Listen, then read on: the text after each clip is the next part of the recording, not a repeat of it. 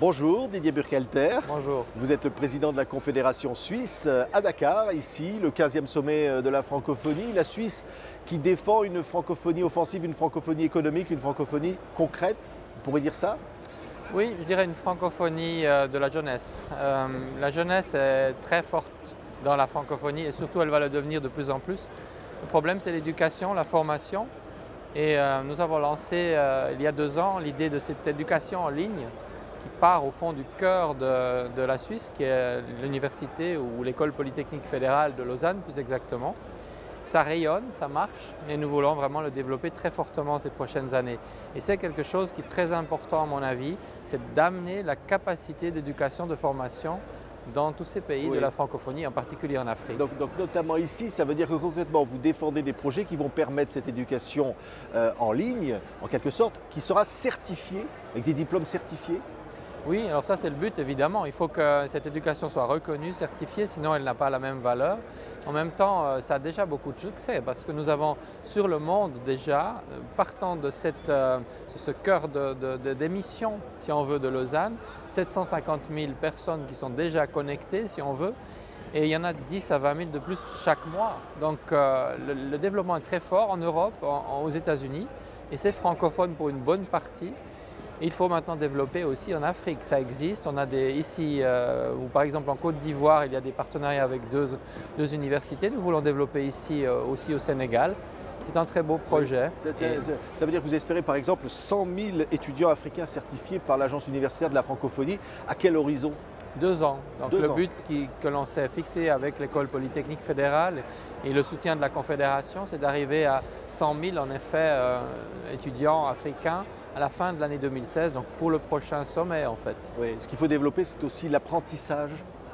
Oui, ça c'est en particulier ici au Sénégal que nous avons des discussions avec les autorités. Nous voulons signer aussi ce jour même un accord dans ce domaine. Nous voulons travailler davantage pour mettre à disposition l'expertise de la Suisse dans tout ce qui est formation professionnelle duale.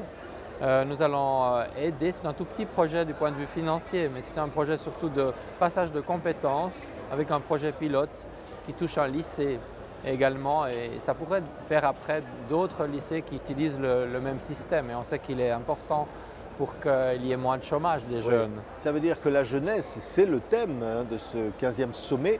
C'est au cœur de vos propres préoccupations. Je crois même que vous avez envisagé une sorte d'assemblée parallèle qui serait composée de jeunes, une sorte de modèle jeune à côté de l'Organisation internationale de la francophonie. Oui, le pire, c'est de parler de la jeunesse, c'est de rien faire avec. Et nous avons essayé toute l'année de l'intégrer dans les projets, de la responsabiliser, parce que fondamentalement c'est ça qui est important, c'est-à-dire qu'elle, non seulement qu'on l'écoute un petit peu, mais qu'on la responsabilise, puis qu'elle vienne avec ses propres forces et ses propres idées. Et le modèle, c'est quelque chose qui se fait dans d'autres organisations à l'ONU. Nous, on l'a maintenant introduit à l'OSCE, l'Organisation pour la sécurité et la coopération en Europe. C'est en fait des jeunes qui représentent les mêmes pays de ces organisations, mais qui sont amenés à travailler en parallèle, voire à critiquer le travail de la grande sœur, si on veut, mais aussi d'amener les propres idées, c'est-à-dire un programme jeunesse pour le futur. Alors évidemment, c'est un peu sportif. C'est sportif, mais en même temps, il faut qu'ils soient entendus, ces jeunes. Il faut qu'ils aient un vrai pouvoir. C'est possible, ça? C'est possible, c'est difficile, parce qu'il faut convaincre toutes les autorités des autres pays.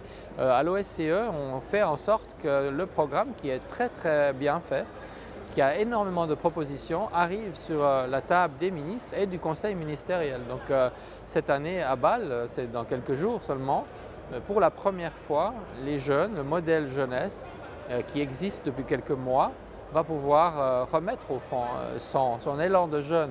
Alors évidemment, jusqu'à ce que ça soit décidé d'aller dans un sens ou dans un autre, ça prendra un peu de temps. Oui. Mais disons, le mouvement est parti et nous voudrons la même chose à la francophonie parce qu'à la francophonie, on parle beaucoup de la jeunesse, il faut véritablement l'intégrer. On parle trop, ça veut dire, Monsieur le Président, vous dites en gros, il faut des actes maintenant? Disons, il faut les deux, c'est-à-dire que les mots, les discours sont forts, et particulièrement en français. C'est toute une arme, la langue. Mais on a quand même beaucoup de problèmes dans ce monde, il ne faut pas se cacher. On ne peut pas seulement parler de la paix et de la jeunesse et pas voir qu'il y a de la guerre et des jeunes qui n'ont pas de perspective et qui sont même complètement déboussolés. Donc il faut des projets pour amener la paix concrètement et puis il faut des projets pour donner des perspectives aux jeunes. C'est au fond faut mettre du cœur dans les mots, et du cœur dans les mots, c'est des actes. Bien sûr. Alors, vous parliez de l'OSCE, vous l'avez présidé, vous allez passer le flambeau à la Serbie avec ce projet d'Assemblée jeune en parallèle. Vous avez eu à gérer la crise ukrainienne. C'était un moment difficile pour l'Europe? C'est un moment difficile. Donc on est en plein dans une crise de la sécurité européenne et la présidence suisse de l'OSCE va encore lancer la semaine prochaine une réflexion avec un groupe de personnes qui seront représentatives de toute la zone OSCE, qui part du Canada et qui va jusqu'à Vladivostok, pour faire en sorte que l'on propose des recommandations pour reconsolider l'édifice de sécurité européenne. On avait cru qu'il était solide et cette année on découvre qu'il ne l'est pas. Et il est absolument indispensable de reconsolider cette sécurité pour ne pas tomber ou retomber dans les travers du passé.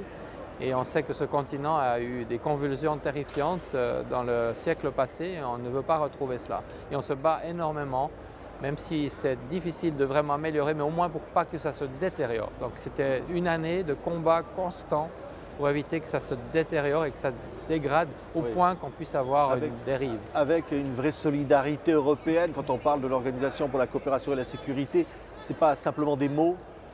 Non, alors l'Organisation pour la sécurité et la coopération en Europe est la seule qui est active sur place en Ukraine.